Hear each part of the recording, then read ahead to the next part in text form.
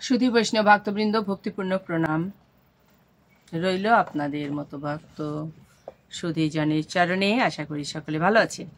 প্রণাম জানাই আমার শ্রী গুরুদেবের চরণে, প্রণাম জানাই আমার ভগবানের চরণে। আসুন আজ আমরা শ্রীমদ্ ভাগবত প্রথম স্কন্ধ দ্বিতীয় অধ্যায়ের 9 নং শ্লোকটি উপস্থাপন করি। সকলে ব্রতী হই। ওম নমো ভগবতে বাসুদেবায়। ভগবত বাসুদেবস্য বাংময়ী মূর্তি স্বরূপায় শ্রীমদ্ ভাগবত গ্রন্থ মহাপুরুষায় নমঃ। ব্রাহ্মণে ভো নমো, বৈষ্ণবে ভো নমো, সজ্জনে ভো নমো, মাতৃগণে ভো, সতৃগণে ভো নমঃ। ওম নমো ভগবতে বাসুদেবায়। ভাগবত গ্রন্থ মহাপুরুষায় নমঃ। সুধী বৈষ্ণব ভক্তবৃন্দ, আসুন আমরা 9 নং শ্লোকটি শ্রবণ করি। ধর্মস্য হি আপবর্গস্য ন অর্থঃ অর্থায় উপকল্পতে ন অর্থস্য ধর্ম একান্তস্য কামঃ লাভায় হি স্মৃতাঃ। অনুবাদ: সমস্ত ধর্মের উদ্দেশ্যই হচ্ছে চরম মুক্তি লাভ করা, তা কখনো জড় বিষয় লাভের আশায় অনুষ্ঠান করা উচিত নয়। অধিকান্ত তত্ত্বদ্রষ্টা মহর্ষিরা নির্দেশ দিয়ে গেছেন যে যারা পরম ধর্ম অনুষ্ঠানে যুক্ত হয়েছেন তাদের জন্য কখনোই ইন্দ্রিয় সুখ ভোগের উদ্দেশ্যে জড়জাগতিক লাভের প্রত্যাশী না হন। সুধী বৈষ্ণব ভক্তবৃন্দ, আমরা এইমাত্র শ্রীমদ্ ভগবদ গীতার যে কথাগুলো শ্রবণ করে আসলাম, একই কথা দেখুন ভাগবত বলছেন। তাৎপর্য আমরা পূর্বেই আলোচনা করেছি যে পরমেশ্বর ভগবানের প্রতি শুদ্ধ ভক্তি অনুশীলনের ফলে আপনা থেকেই শুদ্ধ জ্ঞানের উদয় হয়। অর্থাৎ ভগবানের কর্ম করার মাধ্যমেই কি হবে? ভক্তির উদয় হবে, শুদ্ধ ভক্তি, এবং জড় বিষয়ের প্রতি কি হবে? আসক্তিটা দূর হবে। কিন্তু বহু লোক আছে যারা মনে করে যে সমস্ত কার্যকলাপে একমাত্র উদ্দেশ্যটা হচ্ছে কি জড়জাগতিক বিষয় লাভ। এমনকি ধর্ম অনুশীলনের উদ্দেশ্য তাই। পৃথিবীর প্রায় সর্বত্রই জনসাধারণ জাগতিক লাভের আশাতেই কেবল ধর্ম অনুষ্ঠান করে।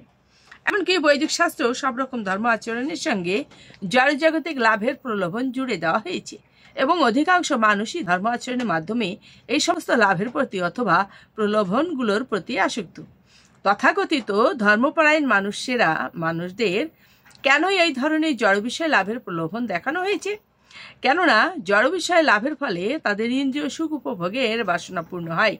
এই ধরনের তথাকথিত ধর্ম অনুশীলনের ফলে বিষয় লাভ হয়, এবং বিষয় লাভের ফলে জড় কামনা বাসনা চরিতার্থ করা যায়। ইন্দ্রিয় সুখ ভোগই হচ্ছে সকাম কর্মীদের সমস্ত কর্মের উদ্দেশ্য। কিন্তু শ্রীল সুত গোস্বামীর মতে শ্রীমদ্ ভাগবতের সিদ্ধান্ত অনুসারে এই শ্লোকে তা বাতিল করা হয়েছে। কেবল জড় বিষয় লাভের উদ্দেশ্য কখনোই কোনো রকম ধর্ম আচরণ করা উচিত নয়। জড় বিষয় লাভ হলেও তা ইন্দ্রিয় সুখ উপভোগের জন্য ব্যবহার করা উচিত নয়। জড় বিষয় কিভাবে উপযোগ করা উচিত তা নিম্নে বর্ণিত হয়েছে, আমরা পরবর্তীতে শ্রবণ করব। সুধী বৈষ্ণব ভক্তবৃন্দ, আমরা কিভাবে এই জড় জগতে কর্মে লিপ্ত হই, ছোট্ট একটু কথা বলি। যেমন আপনি বলছেন কি যে আমার সন্তানের যদি চাকরি হয়ে যায় আমি একটা ভাগবতের অনুষ্ঠান করব। আপনার আশাটা কি? যেন তার চাকরিটা হয়। আচ্ছা, কিন্তু এভাবে না করে এভাবে কি করা যায় না, আমি একটা ভাগবত অনুষ্ঠান করব, ভগবানের নাম গুণগান করব, ভগবানের কীর্তন করব, সমস্ত ভক্ত সঙ্গ হবে, সমস্ত ভক্তগণ আসবে, আমার মনোবাসনা পূর্ণ হবে। আপনি যখন ভক্ত সঙ্গ করবেন ভগবান অত্যন্ত খুশি হয়ে যাবেন, এবং আপনার থেকে আপনার ভগবান অনেক বেশি জানেন যে আপনার কি প্রয়োজন। দেখুন, আমরা কি জানি, আমাদের সন্তানেরা কিছু না চাইলেও আমরা কিন্তু জানি তার প্রয়োজনটা কি, এবং তার জানার আগেই আমি জেনে যাই, এবং সেই ইয়েগুলো আমরা পূরণ করি। কিন্তু সন্তান যখন বারবার চাইতে থাকে এটা দাও সেটা দাও এটা দাও সেটা দাও, তখন আমাদের ভীষণ কী হয়, মনে কষ্ট হয়। দেই তো অবশ্যই, কিন্তু কষ্ট হয়। তো ভগবানও তেমন, আমরা শুধু ভগবানের চরণ সেবা করি, কিছু চাইতে নেই।